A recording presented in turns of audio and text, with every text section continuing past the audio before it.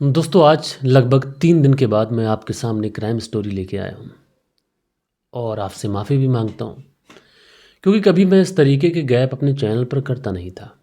लेकिन पिछले कुछ समय से चैनल ने इस कदर निराश किया है कि समझ में आता नहीं है कि चैनल पर काम किया भी जाए या फिर छोड़ दिया जाए।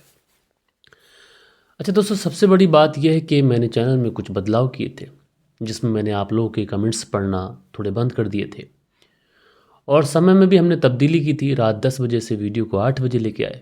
लेकिन मुझे ऐसा लगा कि इस तब्दीली करने के बाद में हमारे व्यूवर्स और ज़्यादा कम हुए और इसके पीछे एक वजह ये भी रही कि जब मैं आप लोगों के कमेंट्स नहीं पढ़ता हूँ तो मुझे ऐसा लगता है कि मैंने न जाने क्या मिस कर दिया।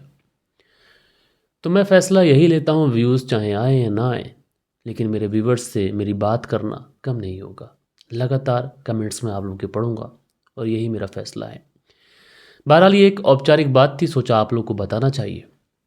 तो कमेंट्स का सिलसिला लगातार करते रहिए, मैं पढ़ूंगा, अच्छा लगता है क्योंकि व्यूज़ तो आते नहीं हैं। बस एक यही प्यार है, उस प्यार को भी अगर मैं छोड़ देता हूँ, स्किप कर देता हूँ तो कहीं मुझे अच्छा नहीं लगता है। दोस्तों बात करें अगर आज की कहानी की, तो आज की कहानी अपने आप में इतनी ज़्यादा मन को कचोट देने वाली कहानी है कि एक कहावत है कि पूत तो कपूत बहुत सुने हैं लेकिन माता कभी कुमाता नहीं होती। लेकिन दोस्तों आज की इस कहानी के अंदर ये पूरी कहानी, पूरा मुहावरा उल्टा पड़ जाता है। ये पूरी कहानी सिलसिलेवार तरीके से मैं आप लोग को सुनाऊंगा, लेकिन आप लोगों से फिर वही रिक्वेस्ट है कि इस चैनल पर अगर आप लोग पहली बार आए हैं तो आप लोग सब्सक्राइब करें, लाइक बटन को ज़रूर दबाएं क्योंकि इस चैनल को दोबारा से खड़ा करने में आप सभी लोगों के सहयोग की बहुत ज़्यादा ज़रूरत है। तो फिर चलते हैं, सीधा सीधा इस कहानी का रुख करते हैं। बात करूं दोस्तों आज की इस कहानी की, तो आज की ये कहानी साल 2023 की है। उत्तर प्रदेश के रायबरेली की है। रायबरेली के अंदर एक थाना लगता है, बदौखर थाना। इसी बदौखर थाने के अंतर्गत एक गांव है, गोसुआ गांव। और इसी गांव के अंदर 13 फरवरी साल 2023 को अचानक से एक घर के अंदर चीख पुकार मचने लगती है। अब इस घर के अंदर जैसे ही चीख पुकार मचती है तो आस पड़ोस के जितने भी लोग होते हैं वो इस घर के अंदर जाकर देखने की कोशिश करते हैं कि आखिरकार रात के समय इस घर से चीखने की आवाज़ें क्यों आ रही हैं। दरअसल एक लड़की है जो अपने भाई के पास बैठी हुई है। उसकी उम्र लगभग 18 साल के आसपास रही होगी। उमा उसका नाम है। और रोते हुए और चीखते हुए कहती है कि मार दिया, मेरे भाई को मार दिया और मुझे भी मार देंगे। अब इस तरीके का मंजर जो लोग वहाँ पर पहुँचे थे वो देखते हैं तो थोड़ा सा घबराते हैं कि भाई ये क्या मामला है। उसके बाद में किसी तरीके से उस लड़की को समझाया जाता है। किसी तरीके से उस लड़की को जो महिलाएं होती हैं और बाकी के जो जानने वाले लोग होते हैं उस बच्ची को समझा बुझा कर उठाते हैं, दिलासा देते हैं। उसके बाद पुलिस को इन्फॉर्म कर देते हैं।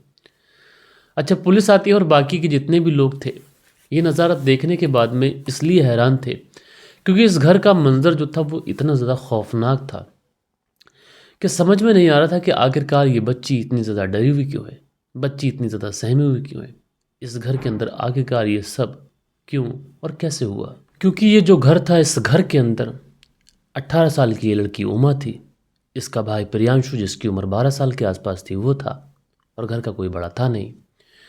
प्रियांशु का किसी ने बड़ी ही बेरहमी के साथ में किसी धारदार हथियार से हमला कर कर उसकी हत्या कर दी थी। लिहाजा पुलिस उसके बाद में प्रियांशु को डेड बॉडी को अपने कब्जे में लेती है। डेड बॉडी को पोस्टमार्टम के लिए भेजती है। अब इतने में ही ये जो बात थी घर के बड़ों तक भी खबर पहुंचती है। घर के बड़े भी आते हैं, घर के इकलौते चश्मो चिराग को देखते हैं, इस हालत में देखते हैं, इस अवस्था में देखते हैं, रोने लग जाते हैं, चीखने लग जाते हैं।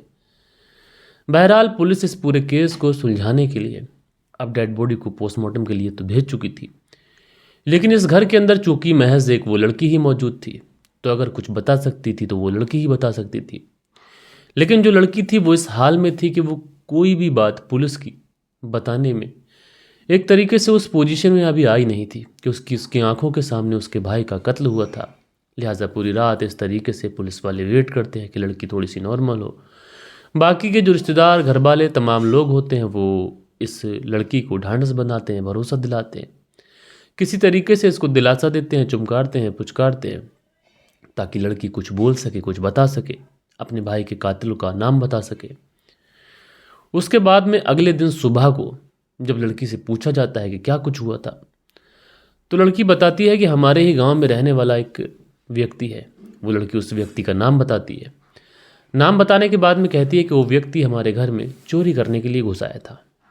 हालांकि मैंने और मेरे भाई ने विरोध जताया, हम दोनों लड़े उससे, लेकिन जब वो व्यक्ति हमारे घर के अंदर चोरी नहीं कर पाया तो उसने मेरे भाई के ऊपर तेज धारदार हथियार से हमला कर दिया, जिसके बाद मेरे भाई की मौत हो गई और वो व्यक्ति भाग गया। अब इस तरीके की बातें पुलिस का सुनना था कि भाई इतना हिम्मत किसके अंदर आ गई, कौन ऐसे घर के अंदर घुस रहा है और कौन ऐसे हत्या करके निकल जा रहा है। लिहाजा पुलिस वाले पता करते हैं कि वो व्यक्ति कहाँ है। जो पता चलता है कि वो व्यक्ति तो घर पे है ही नहीं। अब पुलिस वाले थोड़ा सा और चक्कर में पड़ते हैं कि घर पे नहीं, कहाँ भाग गया। उसके बाद में पुलिस वाले उस व्यक्ति की लास्ट लोकेशन, उसकी कॉल डिटेल्स, सारी चीज़ें खंगालते हैं, उसकी करंट लोकेशन खंगालते हैं, तो पता चलता है कि वो व्यक्ति तो लखनऊ में है। लिहाजा उसकी लोकेशन पुलिस को मिल जाती है। पुलिस की एक टीम लखनऊ पहुंचती है, दबिश देती है, उसको उठाती है। उठाने के बाद में पुलिस थाने लेके आती है। पुलिस थाने लाने के बाद में उससे पूछताछ करती है। तो वो व्यक्ति कहता है कि साहब, जिस तरीके का आप सोच रहे हैं ऐसा तो कुछ भी नहीं है, बल्कि मैं तो पिछले कुछ दिनों से लगातार लखनऊ में ही हूँ। आप चाहें तो जिससे पता कर सकते हैं। आपने जिस तरीके से मेरी लोकेशन खंगाली, आप जिस तरीके से मेरे पास आए, अगर आप मुझे एक फ़ोन भी कर देते तब भी मैं आ जाता। बहरहाल आप अपनी ड्यूटी निभा रहे थे, लेकिन आप उसी तरीके से ये भी पता कर सकते हैं कि मेरी लास्ट लोकेशन कहाँ कहाँ गई है। और अगर मैं लखनऊ में मौजूद हूँ तो फिर मैं रायबरेली कैसे आ सकता। आप किसी से पूछ सकते हैं कि मैं रायबरेली तो आया ही नहीं।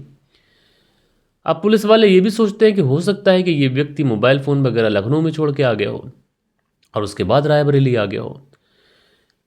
लेकिन अगर ये बात बोल रहा है तो उस पर तफ्तीश भी करना ज़रूरी है, क्योंकि एक तरीके से ये जो व्यक्ति था पुलिस के हवाले हो चुका था और पुलिस को एक तरीके से पूरा जो बातें थीं वो सारी बातें बता रहा था, कुछ भी छुपा नहीं रहा था। लेकिन फिर भी वो जो लड़की बोल रही थी, क्योंकि उसके घर में कत्ल हुआ था, इसलिए पुलिस वाले उसी लड़की की साइड से छानबीन शुरू करते हैं। अब तमाम तफ्तीश, तमाम चीज़ें खंगाल ली जाती है, पूछताछ हो जाती है। लेकिन यहाँ से पुलिस को ये पता चलता है, चाहे जो टेक्निकल डाटा हो या फिर लोगों से पूछताछ में जो पता चलता है, वो पता यही चलता है कि ये जो व्यक्ति है ये पिछले कुछ समय से लखनऊ में है और ये तो रायबरेली आया ही नहीं है। यानी इस पूरी कहानी के अंदर दो व्यक्ति हैं। एक व्यक्ति बोल रहा है कि वो रायबरेली आया नहीं। एक घर के अंदर एक कत्ल होता है, जिस घर के अंदर कत्ल हुआ उस घर के अंदर एक लड़की है और लड़की बोल रही है कि वही व्यक्ति इस घर के अंदर आया था। अब इस पूरी कहानी के अंदर दो लोग हैं, यानी दोनों में से एक तो झूठ बोल रहा है। लेकिन जिस तरीके से पुलिस ने तफ्तीश और छानबीन की थी, उस हिसाब से ये जो लड़का था ये तो सच बोल रहा था।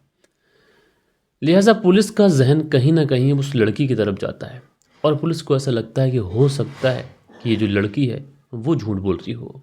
लेकिन दोस्तों, पुलिस के लिए यहाँ पर सबसे बड़ी मुश्किल ये थी कि पुलिस वाले उस लड़की से ना तो सख्ती से पूछताछ कर सकते थे, क्योंकि पुलिस का जहन एक तरफ ये भी जाता है कि हो सकता है कि रात के अंधेरे में कोई आया हो, लड़की सही तरीके से पहचान ना पाई हो, लड़की ने सही तरीके से देखा ना हो, तो हो सकता है कि पहचानने में और देखने में थोड़ी सी मिस्टेक हो गई हो। लेकिन इसका ये मतलब तो नहीं है कि लड़की को गुनहगार ठहरा दिया जाए। अच्छा, लड़की से अगर थोड़ी सी सख्ती से पूछताछ की भी जाए तो फिर गांव वालों के गुस्से का सामना भी करना पड़ सकता है, क्योंकि जिस लड़की के घर के अंदर उसके भाई का कत्ल हो जाता है और उसी लड़की को मुजरिम बनाकर अगर उससे पूछताछ की जाए तो लोग यही कहेंगे पुलिस को सही कातिल मिल नहीं पा रहा है, इसलिए केस को दबाने की और केस को एक तरीके से फंसाने की, केस को उलझाने की कोशिश की जा रही है, परिवार वालों पर संदेह किया जा रहा है। लिहाजा पुलिस वाले ये चीज़ तो छोड़ते हैं कि लड़की से कोई पूछताछ की जाए, लेकिन फिर पुलिस वाले अपने तरीके से छानबीन करते हैं। पुलिस वाले उस गांव के अंदर, उस पूरे एरिया के अंदर लोगों से पूछताछ करते हैं। यानी 13 फरवरी साल 2023 की रात इस जगह पर कोई अजनबी आता दिखाई पड़ा, कोई ऐसा व्यक्ति जो यहाँ से भागता हुआ दिखाई पड़ा हो, क्योंकि अमूमन गांव के अंदर जिस समय यह हत्या हुई थी उस समय के आसपास लोग टहलते नहीं हैं गांव के अंदर, और अगर कोई व्यक्ति इधर से भागता हुआ या फिर आता जाता टहलता दिखाई पड़ा हो तो हो सकता है कि वो व्यक्ति इसमें शामिल हो। लिहाजा संदेह के आधार पर उससे भी पूछताछ की जा सकती है। लेकिन जितनी भी चीज़ें पुलिस ने अपने स्तर से छानबीन की उसमें पुलिस को कुछ भी नहीं मिला। अब पुलिस वाले बड़ा कश्मकश में कि क्या करें। एक कत्ल हो जाता है और कत्ल जिसके घर में होता है वो लड़की कहती है कि फला फला व्यक्ति है, उस व्यक्ति की छानबीन कर ली। वो व्यक्ति तो लखनऊ से आया ही नहीं। लिहाजा कौन इस घर के अंदर आया, कौन कत्ल करके गया, ये पुलिस के लिए अब एक मुश्किल टास्क हो चुका था। लिहाजा पुलिस वाले अब इस पूरे केस को सुलझाने के लिए टेक्निकल टीमों का सहारा लेते हैं और टेक्निकल सर्विलांस, टेक्निकल टीमें, ये सारी चीज़ें जब लगाते हैं तो सबसे पहले 13 फरवरी साल 2023 की रात इस जगह पर कौन कौन से नंबर एक्टिव थे, उन नंबर के बारे में पुलिस वाले जानकारी जुटाते हैं। और दोस्तों, जैसे ही पुलिस के पास में ये डाटा आता है कि इस जगह पर कौन कौन से नंबर, उनकी लोकेशन किस किस समय पर कौन कौन सी जगह रही, तो बहुत सारे ऐसे नंबर होते हैं जो उस रात वहाँ पर एक्टिव थे। लिहाजा पुलिस वाले अब ज़ीरो इन करते करते थोड़ा दायरा कम करते हैं और कम करते करते पुलिस को 2 नंबर ऐसे मिलते हैं जो बिल्कुल डेड बॉडी के नज़दीक में एक्टिव थे। अब पुलिस वाले इन दोनों ही नंबर की डिटेल्स वगैरह एक तरीके से मैच करते हैं, दोनों ही नंबर की डिटेल्स निकालते हैं। तो यहाँ पर पुलिस को बहुत ही हैरान कर देने वाली कुछ बातें दिखाई पड़ती हैं। दरअसल ये 2 नंबर थे, उस रात इन दोनों नंबर की आपस में बात हुई थी। ना कि उस रात इन दोनों नंबर की आपस में बात हुई थी, बल्कि पिछले कुछ समय से लगातार इन दोनों नंबर की आपस में बातचीत हो रही है। अब पुलिस वाले ये पता करने की कोशिश करते हैं कि इन दोनों नंबर की लोकेशन कहाँ पर है। जब इन दोनों नंबर की लोकेशन खंगाली जाती है तो पता चलता है कि एक लोकेशन तो इसी गांव के अंदर है, लेकिन जो दूसरी लोकेशन है वो अभी भी उसी घर के अंदर मौजूद है जिस घर के अंदर कत्ल हुआ था। अब पुलिस वालों का जहन यहाँ पर यह काम नहीं करता है कि आखिरकार एक नंबर तो चलो गांव में हो सकता है कि वो व्यक्ति क्राइम सीन पर आया हो या फिर कत्ल करने में शामिल रहा हो, लेकिन एक नंबर आखिरकार इसी घर के अंदर क्या कर रहा है। अब पुलिस वाले इस वजह के पीछे भागते हैं कि क्या वजह है, वो नंबर यहाँ पर क्यों है, और नंबर अगर उस घर के अंदर एक्टिव है तो फिर किसके पास है। ये तमाम तरीके की चीज़ें पुलिस के जहन में आती हैं। लिहाजा पुलिस वाले अब इसी वजह का पता लगाने के लिए इस घर के अंदर पहुंचते हैं। दरअसल इस घर के अंदर जाने के बाद में पुलिस वाले घर वालों से इस नंबर के बारे में पूछते हैं, नंबर दिखाते हैं कि ये नंबर इस घर के अंदर है। तो जो घर वाले होते हैं वो कहते हैं कि साहब हम तो किसी फंक्शन में गए हुए थे और जितने भी मोबाइल हमारे घर में थे सब साथ में ही गए थे, तो घर के अंदर ऐसा कोई मोबाइल फ़ोन था नहीं जो छूटा हो। दूसरी बात, ये जो नंबर आप दिखा रहे हैं, ये नंबर हमारे घर में एक्टिव ही नहीं है। अब पुलिस वालों को नंबर बता रहा है कि घर के अंदर ही एक्टिव है। अब ये सारी चीज़ें पुलिस वालों के जहन में आ रही हैं। लिहाजा उसके बाद में पुलिस वाले जो थे वो इस लड़की से पूछताछ करते हैं, जो लड़की उस समय इस घर के अंदर मौजूद थी। और जब इस लड़की उमा से पूछताछ की जाती है कि तुम्हारे पास कोई मोबाइल फ़ोन है क्या, तो लड़की कहती है कि भला मैं मोबाइल फ़ोन क्यों रखूँगी, न मेरे पास इतने पैसे हैं कि मैं मोबाइल फ़ोन खरीद सकूँ, न मुझे ज़रूरत है मोबाइल फ़ोन खरीदने की। यानी लड़की पुलिस वालों के सामने जिस तरीके से बात कर रही थी तो उसमें पुलिस वाले इस लड़की से सही तरीके से पूछताछ भी नहीं कर सकते थे। लेकिन वहाँ पर जो सीईओ होती हैं वंदना सिंह जी, चूँकि वो एक महिला थी, वो इस लड़की से पूछताछ कर सकती थी, इसलिए वो इस लड़की को थोड़ा सा झांसे में लेती हैं, थोड़ा सा उस पर गुस्सा दिखाती हैं, नाराज़ होती हैं, कहती हैं कि तुम्हारा भांडा फूट चुका है, तुम पकड़ चुकी हो, तुम गिरफ्तार होगी, अब तुम्हें सज़ा मिलेगी, और अगर तुम सब सज़ा नहीं बताओगी तो तुम्हारी सज़ा और बढ़ाई जाएगी। लिहाजा उसके बाद में इस लड़की के थोड़े से अवसान कटते हैं, थोड़ी सी ये लड़की घबराती है। उधर पुलिस की जो एक टीम थी वो उसी गांव के अंदर पहुंचती है। गांव के अंदर जो दूसरा मोबाइल एक्टिव था उस लड़के को भी उठाती है। लिहाजा उसके बाद में इस लड़के को और इस लड़की को सामने जब फ्रंट सीट पर बैठाया जाता है और उसके बाद में जब इन दोनों से पूछताछ की जाती है और जो कहानी निकल के आती है वो कहीं ना कहीं रिश्तों, मानवताओं और जो रिलेशन खून के रिश्ते होते हैं उनको कुछ इस तरीके से कलंकित करती है कि इंसान सोचने और समझने पे मजबूर हो जाता है कि आखिरकार आज के ज़माने में क्या कुछ होता चला जा रहा है। दरअसल पुलिस वाले जब इन दोनों ही लोगों से पूछते हैं कि बताओ कत्ल किसने किया, क्यों किया, तो थोड़ी देर तक तो उमा पुलिस को गुमराह करने की कोशिश कर लेती है, लेकिन एक 18 साल की बच्ची जो कोई पेशेवर कातिल, कोई पेशेवर मुजरिम है नहीं। लिहाजा उसके बाद में उमा कहती है कि अपने भाई प्रियांशु का कत्ल मैंने ही किया है। अब शुरुआत में पुलिस वालों को लगता है हो सकता है कत्ल करने की कोई और वजह रही हो, लेकिन जब पुलिस वाले पूरी डिटेल में विस्तार से पूछताछ करते हैं तो उमा जो कहानी सुनाती है उस कहानी के हिसाब से उमा का जो परिवार था, इस परिवार के अंदर टोटल 5 लोग रहा करते थे और जो पिता थे इंद्रपाल, वो ग्वालियर में एक भट्टे पर काम किया करते थे और उनके घर में यानी इंद्रपाल के घर में उनकी पत्नी, उनका छोटा बेटा प्रियांशु और एक बेटी जो 18 साल की हो चुकी थी जिसका नाम उमा था, और एक और छोटी बेटी थी और इंद्रपाल की पत्नी रहा करती थी। घर में ज़्यादा पैसे नहीं थे लेकिन उसके बावजूद भी परिवार खुश था। किसी तरीके से इंद्रपाल अपने परिवार का भरण पोषण कर रहे थे, सारी ही चीज़ें ठीक चल रही थी। लेकिन जब ये लड़की जवान होती है, जवानी की दहलीज पर कदम रखती है, तो कई बार बाहर भी जाती। जब बाहर जाती तो कई बार ऐसा होता है कि लड़के इस लड़की के ऊपर कमेंट्स करते, कई बार ऐसा होता है कि कोई लड़का इस उमा को प्रपोज कर देता। धीरे धीरे इसके भी जहन में ये सारी चीज़ें चलने लगती हैं। अब उसके बाद में आखिरकार समय ऐसा गुजरता रहता है और उसके बाद में ये जो लड़का होता है जो इस समय उमा के साथ फ्रंट सीट पर बैठा हुआ है, जिसका नाम अनुज होता है, इस लड़के के साथ में उमा की नज़रें टकरा जाती हैं। अब जब उमा और अनुज की एक दूसरे से आंखें टकराती हैं तो कहीं ना कहीं इन दोनों के बीच में दोस्ती हो जाती है। अब दोस्ती धीरे धीरे प्यार में बदलती है। जब प्यार होता है तो इन दोनों को लगता है कि अब बातचीत होना चाहिए, तो कहीं ना कहीं रात भर बातचीत होना चाहिए। अब उमा के पास कोई मोबाइल फ़ोन तो था नहीं, लिहाजा उसके बाद में ये जो अनुज था अपने नाम से एक सिम खरीदता है, एक पुराना मोबाइल ख़रीदता है। उस मोबाइल के अंदर उस सिम को डालता है और उसके बाद वो जो मोबाइल था वो उमा को दे देता है। अच्छा, ये जो मोबाइल उमा को मिला था, इस मोबाइल के बारे में किसी को घर में खबर नहीं थी।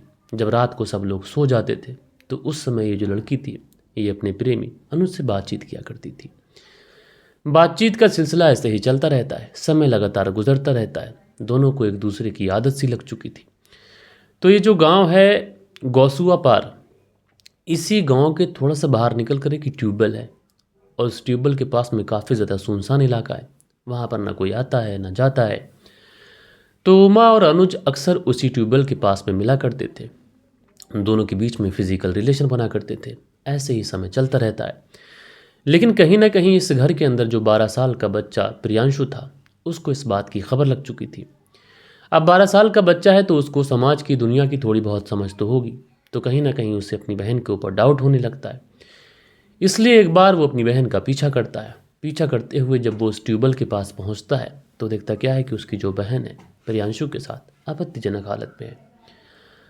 अब उसके बाद में जो प्रियांशु था इसका गुस्सा साथ में आसमान पर। अनुज जब प्रियांशु को देखता है तो वहाँ से भाग जाता है। जो ये जो लड़की थी उमा, वो किसी तरीके से प्रियांशु को समझाती है, उसको घर लेके आती है। उसके बाद में इसे समझाती है, कहती है भाई आइंदा ऐसा कुछ नहीं होगा। लेकिन जो प्रियांशु था वो कहता है कि नहीं, तुम्हारी बात मैं दादाजी को बताऊंगा। हालांकि जो पिता हैं वो तो बाहर रहते हैं, लेकिन दादाजी को मैं ज़रूर बताऊंगा। लेकिन उमा समझाती रहती है, प्रियांशु मानने को तैयार था नहीं। रात होती है, उमा फिर से अनुज से बातचीत करती है फ़ोन पे। अनुज पूछता है कि कोई घर के अंदर कोई बखेड़ा तो नहीं हुआ, कोई प्रॉब्लम तो नहीं आई। तो जो उमा होती है वो कहती है कि नहीं, प्रियांशु मान नहीं रहा है। उधर से अनुज कहता है कि पैसों वैसों का लालच दे दो, चीज़ का लालच दे दो, अगर पैसे वगैरह चाहिए होंगे तो मैं दे दूंगा। उमा जो थी पैसों का भी लालच देती है, चीज़ का भी लालच देती है, लेकिन प्रियांशु किसी भी हाल में मानने को तैयार नहीं था। उसके बाद में उमा जो थी वो अनुज को कॉल करती है। कॉल करने के बाद में कहती है कि वो तो मानने को तैयार ही नहीं है, क्या किया जाए। अब अनुज और उमा ये लोग सोचते रहते हैं।